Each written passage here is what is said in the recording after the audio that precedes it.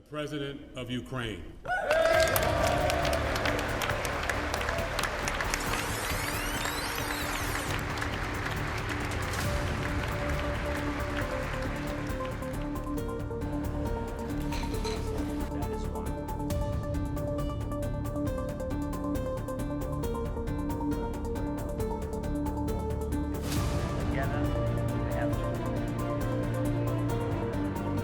I think it was a very terrible development, and it strains the relations between the two nations at a time that's very unfortunate for Ukraine.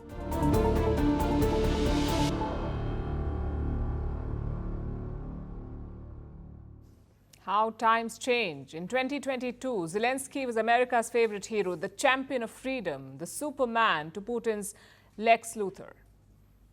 But you know what they say about heroes? If you live long enough, you become the villain. And that is Zelensky's story arc. He's at the center of a political row in the United States. First, the latest updates.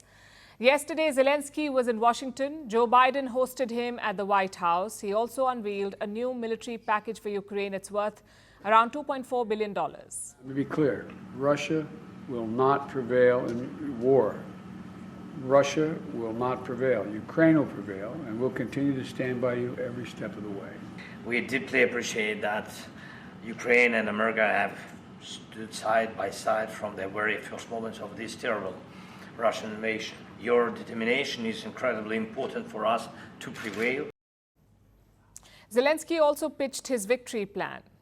Though the content is not clear, reports say it includes more military support and peace summits, basically more of the same. After meeting Biden, Zelensky also met Kamala Harris, and this is where things turned political. Harris used the meeting to take a potshot at Trump. She did not name the former president, but the implication was quite clear. Candor. I share with you, Mr. President, there are some in my country who would instead force Ukraine to give up large parts of its sovereign territory, who would demand that Ukraine accept neutrality and would require Ukraine to forego security relationships with other nations. These proposals are the same of those of Putin. A bit of a cheap shot there, and frankly, it adds to Zelensky's problems. He needs U.S. support to continue this war, not just Democratic support. He also needs the Republicans. But his actions have been counterproductive. This week, Zelensky visited Pennsylvania. He toured a weapons-making factory in the state. Take a look at this.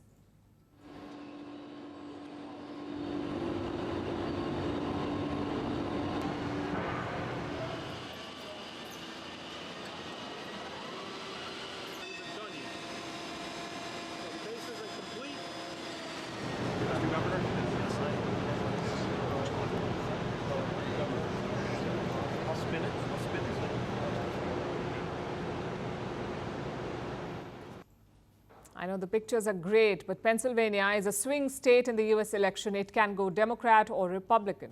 So the Trump camp is up in arms. They're calling it a partisan event. The House Speaker has also written a letter to Zelensky. He wants him to fire Ukraine's envoy to the U.S. I think it was a very terrible development, and it strains the relations between the two nations at a time that's very unfortunate for Ukraine. So I regret that. It's a fair point. The Pennsylvania governor regularly campaigns for Harris, plus the speaker says no Republican was invited. If true, it doesn't seem appropriate, which is why Trump is enraged. He's locked in a tight race with Harris, so by next year he could be president. And Donald Trump is not keen on military support. Zelensky had sought a meeting with him. At first, Trump snubbed him, but today the meeting did happen in New York, and it got off to an interesting start. Trump said that he's got a very good relationship with Vladimir Putin, that too while standing next to Zelensky. We have a very good relationship, and I also have a very good relationship, as you know, with President Putin. And I think if we win, I think we're going to get it resolved very quickly. I really think we're going to get it resolved. I hope we have more good relations. We're going to have, oh, I see. Yeah, but you know, it takes two to tango. Tells you why Zelensky is worried. But let's assume that Kamala Harris wins. Even then, Zelensky needs Republicans because military packages must be approved by the US Congress. If Republicans oppose, the packages may get stalled. And we saw an example of that last year. Republicans withheld military aid for weeks before releasing it. So Zelensky should have been more careful, especially about the optics. The fact is, this war could be settled on November 5th. That's voting day in America. If Kamala Harris wins, the policy will remain unchanged. Zelensky can count on more support. But if Trump wins, all bets are off. He has talked about forcing Putin to end the war, but he hasn't explained how. Recently, Trump's running mate was asked about his strategy. Listen to the response. Can you detail how a Trump-Vance administration would end the war in Ukraine? Well, look, the details for how Donald Trump is going to end the war in Ukraine is by not being weak and not being dumb, which is unfortunately something you can't say for the current administration. Not encouraging, is it?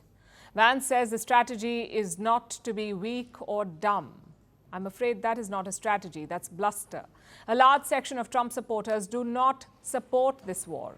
They ask, why should Americans pay to defend Ukraine? Which is a fair question, a question that Zelensky has not answered yet.